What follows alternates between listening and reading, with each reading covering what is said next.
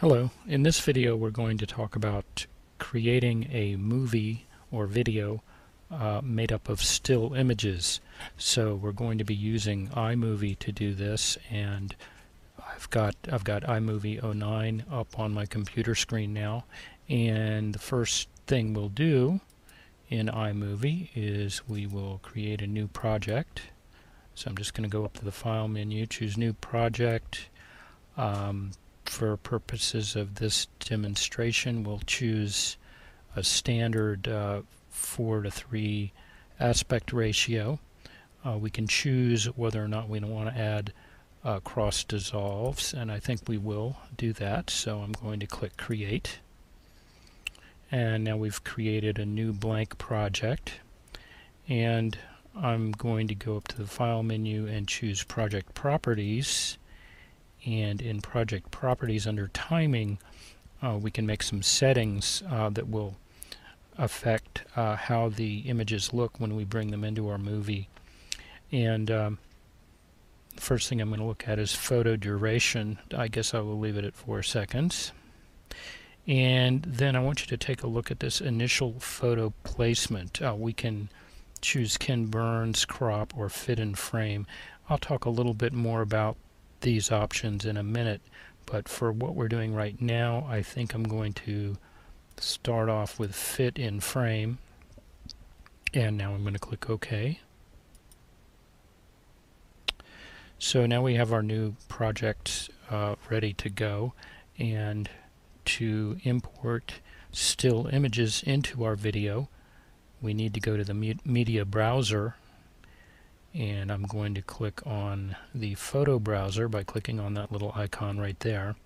And you may notice that by default the iPhoto photographs and events appear, and if you are an iPhoto user, that's very convenient, and you can easily import images from your iPhoto library. But if you have some other images that aren't part of a iPhoto library that you want to import, you can also do that very easily. You can simply drag a folder, say from your desktop, a folder of images or individual images into your browser, and when you do that, the folder will appear in the browser. So I've already brought in a folder of images, so I'm just going to drag this entire folder, and it's adding 9 still images. Now, one thing that this has done is it's automatically put transitions in between these images. So very quickly now we have created a video, and if I drag this slider over here, we'll see each individual clip. These are all of the images that were brought in, and we can preview this,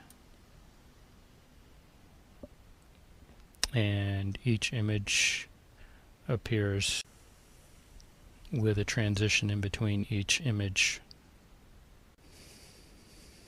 Now, if we wanted to use a Ken Burns effect, we could do that very easily by clicking on one of these images. Each image is a clip, and we can choose cropping, Ken Burns, and rotation.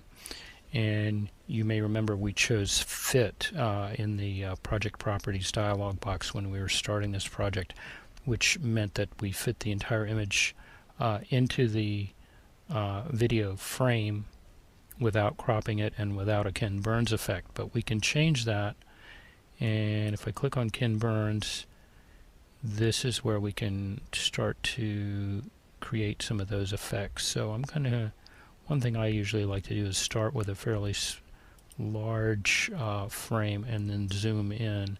So this red box here is the ending frame, and we can set these, we can move these around however we like.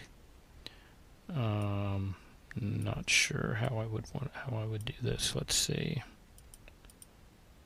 I'm going to move the ending frame over here. Actually, maybe I'll make it over in the corner here, and let's just see what that looks like. I'm going to click Done, And we'll see now if we go back to the beginning of the video and we start it up, that frame now has a zoom and pan, which is the Ken Burns effect. So if you want, you could create all of the still images, or you could create the Ken Burns effect to apply to all the images at once when you first import your still images. So that the way you would do that is you would go to File and choose Project Properties, and under Timing, under Initial Photo Placement, you would choose Ken Burns. And of course you can change these images individually after you've imported them, which is what we just did with this image up here. So that's a brief overview of creating a video out of still images. I hope you enjoyed it.